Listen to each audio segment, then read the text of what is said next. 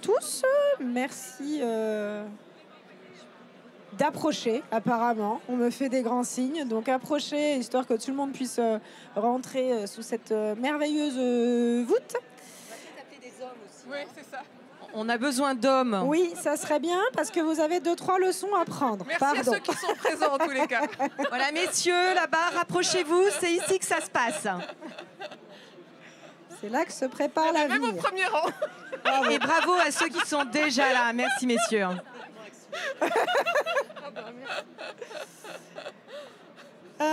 Donc du coup, cette session industrielle, comment le leadership féminin peut-il transformer la culture d'entreprise industrielle, va se décomposer en 3 temps.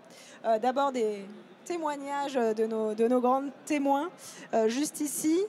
Elles nous expliqueront ce qu'elles mettent en place pour faire progresser la mixité dans l'industrie, et notamment aussi sur les sujets de gouvernance. Puis après, elles nous feront un petit message inspirationnel. Je vous le dis tout de suite. Comme ça, vous avez le temps de réfléchir après chacune de vos interventions.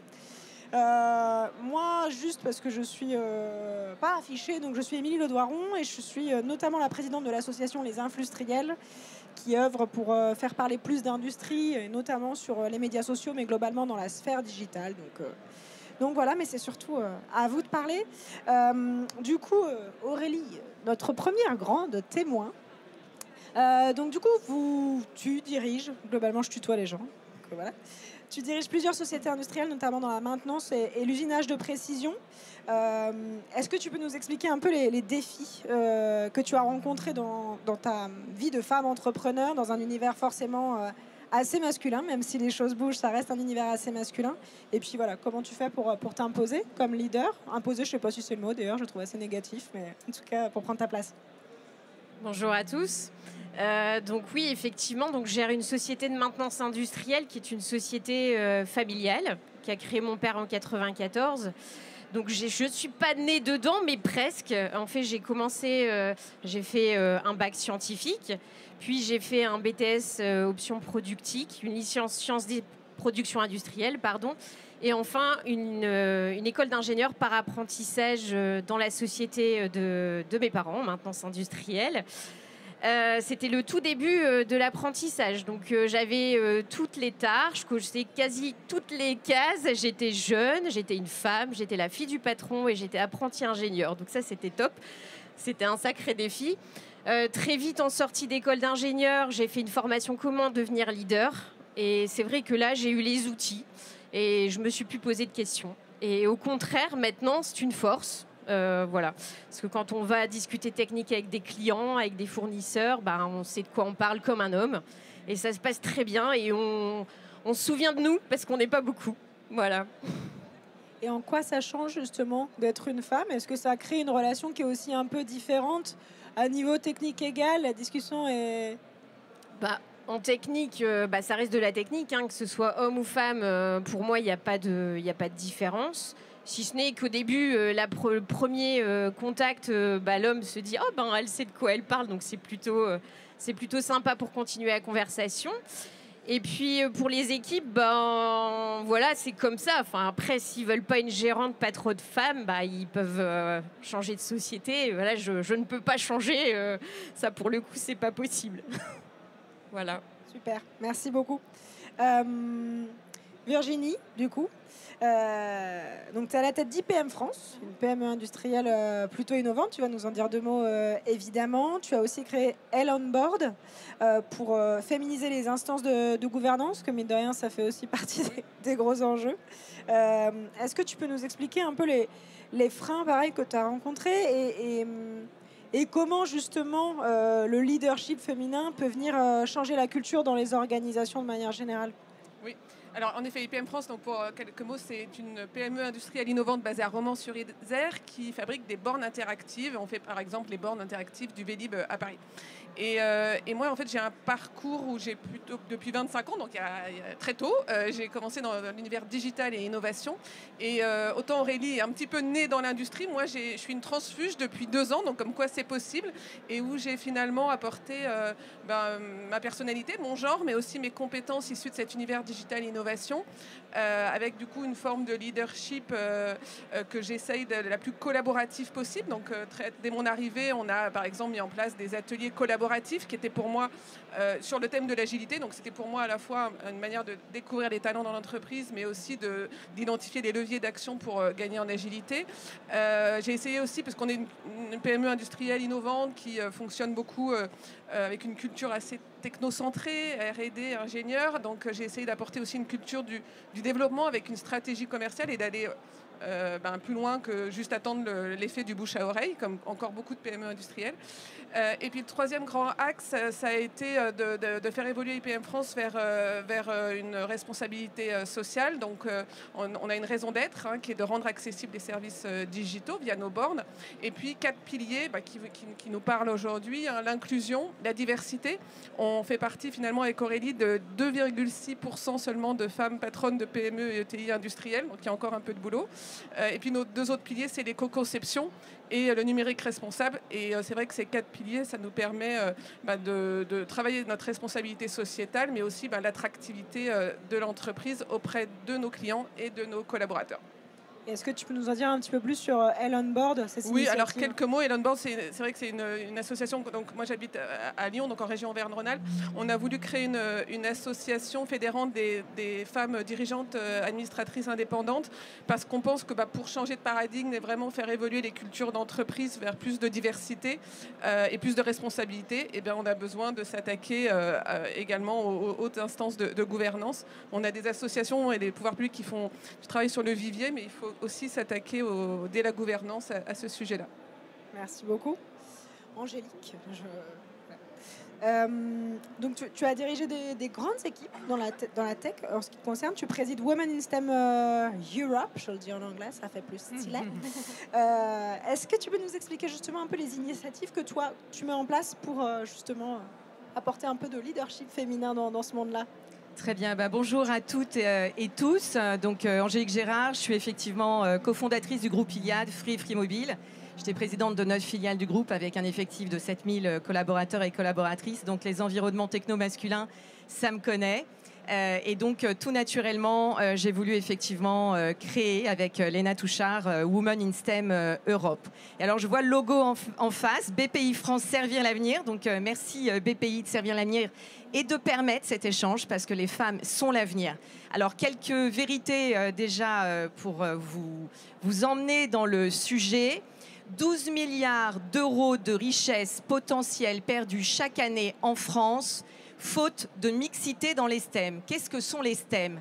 Sciences, technologie, engineering, mathématiques. Donc on se dit quand même qu'il y a un vrai sujet.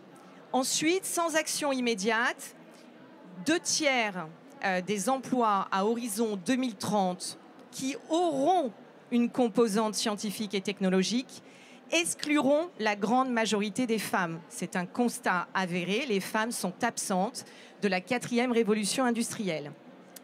Et donc la mixité, clairement, ce n'est pas une option RH, c'est une stratégie nationale de compétitivité et c'est comme ça qu'il faut le voir.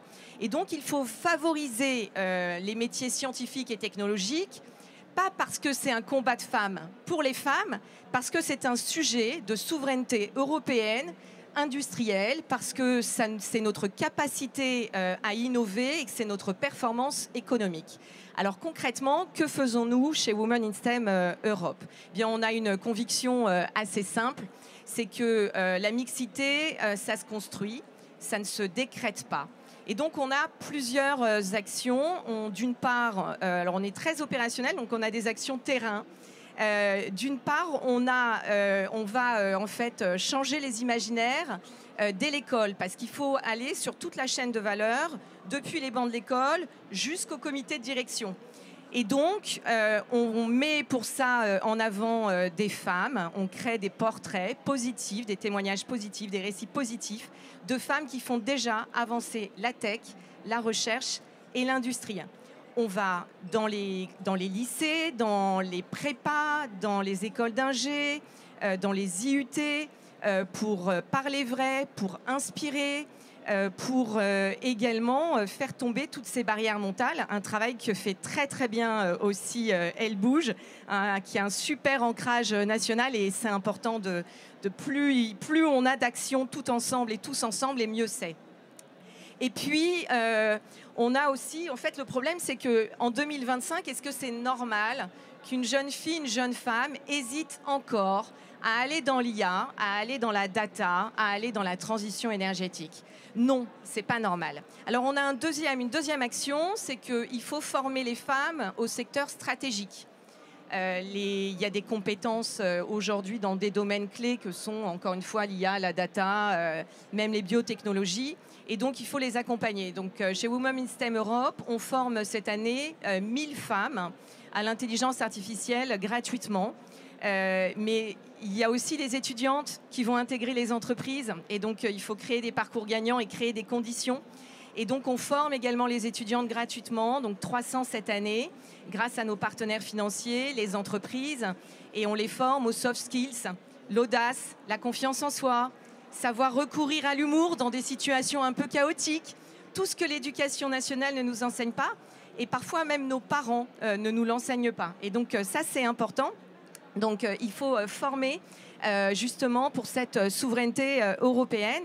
Et on travaille main dans la main avec des entreprises, des mentors, des incubateurs pour créer un effet d'entraînement. Le troisième volet, c'est la gouvernance d'entreprise. C'est un point central. Virginie nous en a parlé. Et donc, on identifie des profils, on les suit, on les accompagne dans leur trajectoire. Ce qui est important de comprendre dans la gouvernance, c'est que on n'a pas, la gouvernance, en fait, n'a pas besoin d'être féminisée. Il faut qu'on la transforme pour qu'elle reflète la société réelle. Et c'est ça que l'on attend demain. Et puis, on fait un tour de France. Donc on est le 9 octobre à Lyon, s'il y a des Lyonnais et Lyonnaises, parce qu'évidemment les hommes sont très attendus sur notre event. Et puis à Bordeaux également le 9 décembre pour insuffler, inspirer.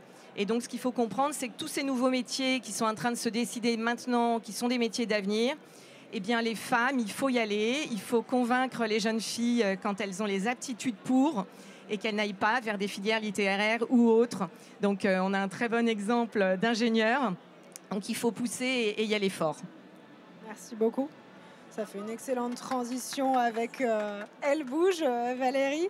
Donc toi, tu es à la tête de l'association. Tu es aussi dirigeante d'une entreprise industrielle. Comment cette double casquette, tu la portes? Alors déjà, j'imagine que tu as des journées de 48 heures, comme pas mal d'entrepreneurs probablement, mais voilà. Est-ce que tu peux nous expliquer un petit peu Elle Bouge et évidemment ce que toi tu vois sur le terrain au quotidien peut-être? Alors, comment le leadership des femmes va transformer l'industrie? J'ai commencé par répondre avec ma casquette de cadre dirigeante dans le secteur industriel, à la tête d'équipes de R&D, d'opérations en France et un peu partout dans le monde, dans le secteur automobile. Moi, je pense que le fil conducteur de ma carrière, ça a été de faire de ma singularité un atout au service de l'efficacité opérationnelle des entreprises, des groupes et des business que j'ai dirigés. C'est la vérité, je crois, aujourd'hui. Il ne faut pas se leurrer. Il y a 28% de femmes dans l'industrie, seulement 22% au poste opérationnel. Donc il y a encore un petit chemin à faire pour utiliser tous les talents.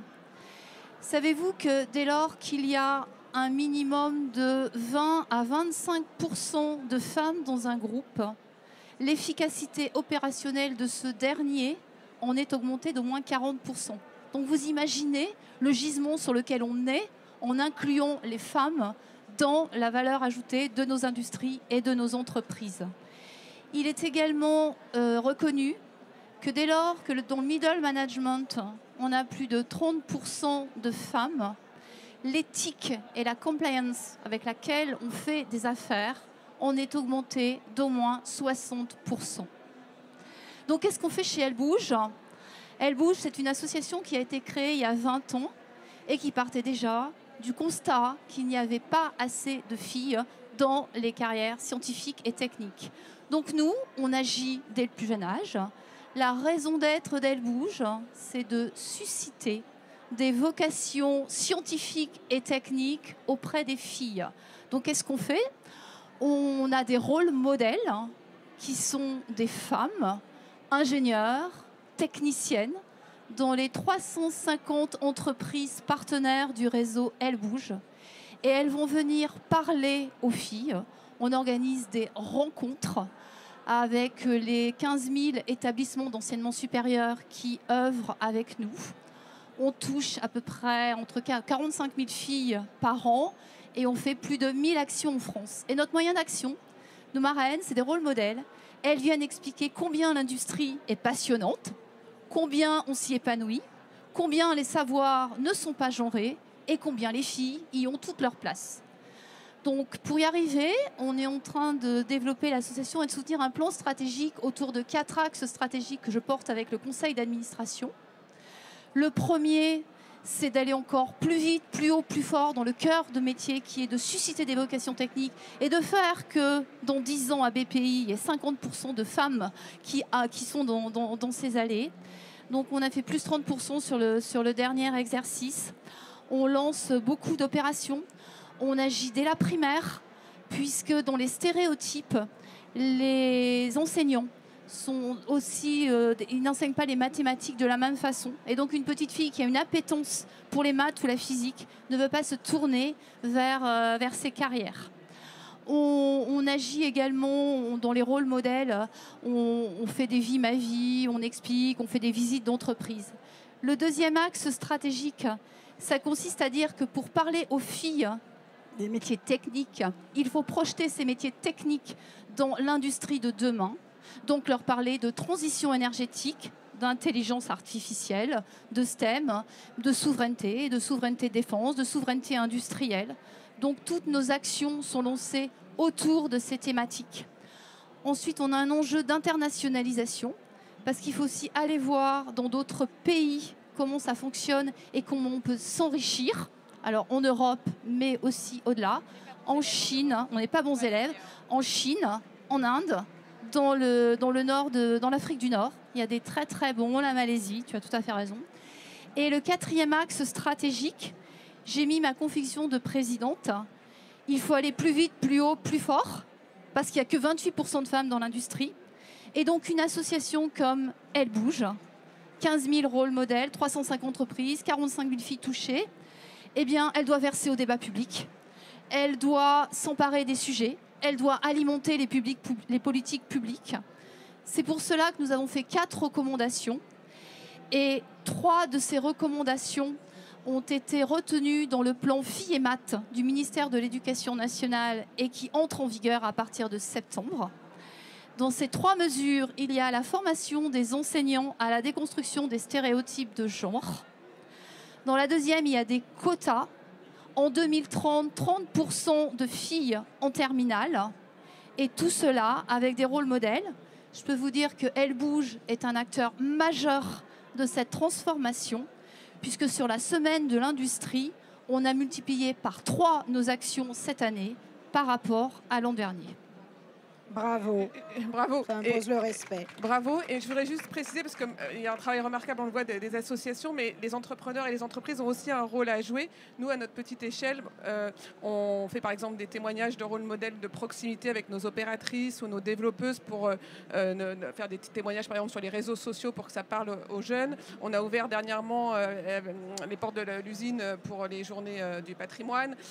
Moi-même, je fais des témoignages aussi dans les collèges et les lycées. C'est important, je pense qu'on se mobilise tous, entrepreneurs et entrepreneuses, sur ces thèmes. Oui, et puis je pense qu'il y a un rôle modèle à avoir avec nos enfants, tout simplement. Enfin, voilà. Je vois moi ma petite fille qui a 7 ans, déjà, l'industrie, elle n'y pense pas. Voilà. Il y a déjà des barrières à 7 ans qui se créent, et c'est assez terrible. Et comme vous le disiez très bien, il faut vraiment agir le plus tôt possible.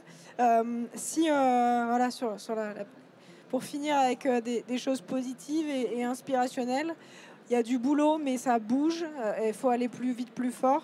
Qu'est-ce qu'on pourrait dire soit aux femmes, soit aux hommes aussi, peut-être, pour nous aider à œuvrer dans tout ça. Enfin, voilà, s'il y avait un message que vous voudriez faire passer, Aurélie. Alors pour ma part, je me lève tous les matins, je n'ai pas l'impression d'aller travailler. C'est vraiment passionnant l'industrie, on touche à tout. C'est vrai que pour ma part, j'ai eu aussi mon rôle modèle en BTS. J'ai rencontré une enseignante de mécanique qui m'a dit il faut continuer tes études, vas-y, fais une licence. Et puis après, elle était toujours là, même si j'étais plus dans sa classe. Et elle m'a dit vas-y, continue, fais une école d'ingénieur. Et c'est vrai que c'est important. Et pour le coup, moi aussi, je fais du mentorat pour des femmes qui reprennent des entreprises. Et voilà, il faut que ça se poursuit. On est tous acteurs de toute façon de tout ça. Et franchement, l'industrie, c'est vraiment génial, quoi. Donc, il n'y a pas de question à se poser. C'est nos limites. Et il y a énormément de métiers. Voilà. C'est marrant parce que sur toutes les sessions que soit j'ai animées, soit j'ai vues de toute la journée, éventuellement, forcément liées à l'industrie, il y avait l'industrie. Une fois qu'on est piqué, on est piqué, quoi. Ça se vit dans les tripes. Exactement. Du coup, excuse-moi. Alors, 2 messages peut-être pour les femmes. Oser y aller, même plus tard dans le parcours de vie, comme moi, au bout de 25 ans. On peut transposer des compétences dans le secteur de l'industrie et on a besoin de ces compétences un peu différentes aussi pour contribuer à transformer et réinventer l'industrie. Et puis pour les dirigeants de manière générale, j'ai envie de dire qu'on le voit, la diversité est un accélérateur de performance. Et donc, venez, messieurs, mesdames, appuyez avec nous sur la pédale parce qu'il va falloir aller plus vite et plus haut. Merci beaucoup. J'ai le micro. Alors, aux femmes qui nous écoutent et qui nous écouteront aussi peut-être en différé grâce au replay, oui, osez, effectivement, osez lever la main, osez prendre la parole, osez marketer ce que vous faites dans vos entreprises parce que les femmes ne marketent pas suffisamment leurs actions dans les entreprises. On est souvent invisibles et bonnes fourmis ouvrières. Ne laissez personne vous faire croire que vous n'avez pas les bons codes. Ce sont les codes qu'il faut changer. Et je pense que chaque femme, en fait, qui avance, crée un chemin pour toutes celles qui suivent. Et je crois qu'on est toutes ici autour de la table aussi sur un chemin de transmission. Et donc, à votre tour, faites-le parce que c'est comme ça qu'on arrivera. Et pour les dirigeants et les dirigeantes, ce n'est pas un sujet de communication, les femmes. C'est un enjeu stratégique, c'est un levier de transformation. Ce n'est pas seulement une question de justice sociale, c'est une exigence stratégique. On ne réindustrialise pas une nation avec la moitié des talents sur le banc de la touche. Alors, la seule question que les dirigeants doivent se poser maintenant, c'est comment accélérer. Eh bien, c'est pas demain. C'est aujourd'hui et c'est notamment avec les femmes, avec tous ces talents féminins, parce que les talents féminins ne manquent pas. Ce qui manque, c'est le manque de volonté, c'est le manque de méthode et c'est le manque d'objectifs clairs. Et puis à tous ceux qui nous écoutent, eh bien écoutez, je pense que sans diversité de voix, aucune industrie, aucune entreprise, aucune nation ne peut affronter les défis de demain. Et donc il faut qu'on puisse y aller tous ensemble. Merci beaucoup. Valérie, le mot de la fin. Alors moi, je dirais aux femmes, oubliez. Oubliez la petite voix qui vous dit que vous n'allez pas y arriver. Oubliez tous ceux qui vous disent que vous n'êtes pas fait pour les maths, vous n'êtes pas fait pour les sciences. Oubliez le stéréotype qui vous dit que l'industrie, c'est un monde patriarcal et un monde d'hommes. Oubliez. Transformez vos peurs paralysantes.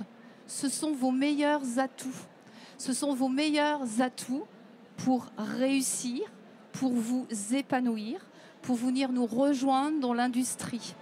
Et on n'y arrivera qu'avec les hommes. Ce n'est pas un combat de femmes, c'est un combat tout court, un combat sociétal. Comment voulez-vous qu'on construise l'industrie de demain, l'intelligence artificielle de demain, la robotique de demain, les enjeux industriels de demain, la réindustrialisation de notre beau pays sans les femmes. Merci beaucoup. Je crois qu'il nous reste quelques minutes pour des questions. Non, c'est... Oui. Bon, très bien. Ah là là là là, une question d'un homme en plus. Non, Alors en fait, c'est pas une question, c'est un constat. Moi, je suis un manager enfin, j'ai été manager, je le suis plus maintenant, qui a managé plein de femmes commercialement. Et je trouve que les femmes ont une intelligence relationnelle qui est remarquable. Donc je suis complètement d'accord avec ce que vous dites. J'ajouterais oublier le syndrome de l'imposteur. Parce que c'est infernal. Et à titre personnel, moi j'ai ma compagne qui là, à l'heure où on se parle, veut devenir manager et elle est bloquée par des RH juste parce qu'il y a un ancrage très fort culturel dans une entreprise dont je ne citerai pas le nom, que je connais très bien, multinationale. Et malheureusement, parce que soi-disant elle est un petit peu jeune, parce qu'il y a du monde à manager, elle n'en serait pas capable. Moi je sais qu'elle l'est, parce que j'ai travaillé avec elle en plus. Donc il y a aussi ça aussi. Il y a cet ancrage très fort qu'il faut supprimer. Cette culture masculine, hein. Moi je le dis, j'ai aucun problème avec ça. Et je trouve que ça, c'est un vrai sujet. Il y a un sujet au niveau RH dans l'entreprise, parce que quelquefois, c'est même les RH qui bloquent. Et là, pour le coup, on y est. Donc ça, c'est un vrai sujet. Voilà, c'est tout. Phase. Et bravo.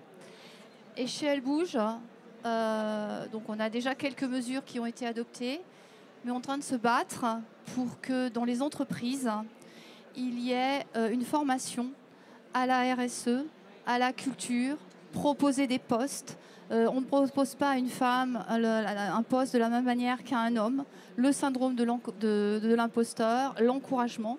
Et on est en train de travailler avec nos 6 ministères de tutelle pour justement essayer de faire évoluer les politiques publiques pour qu'il y ait une formation à la RSE à tous les niveaux de l'entreprise et dans toutes les strates managériales, et y compris les RH. Vous avez tout à fait raison. Sur le sentiment d'imposture, en complément des actions de Valérie, et effectivement c'est très important de créer des chemins d'inclusion dans les entreprises.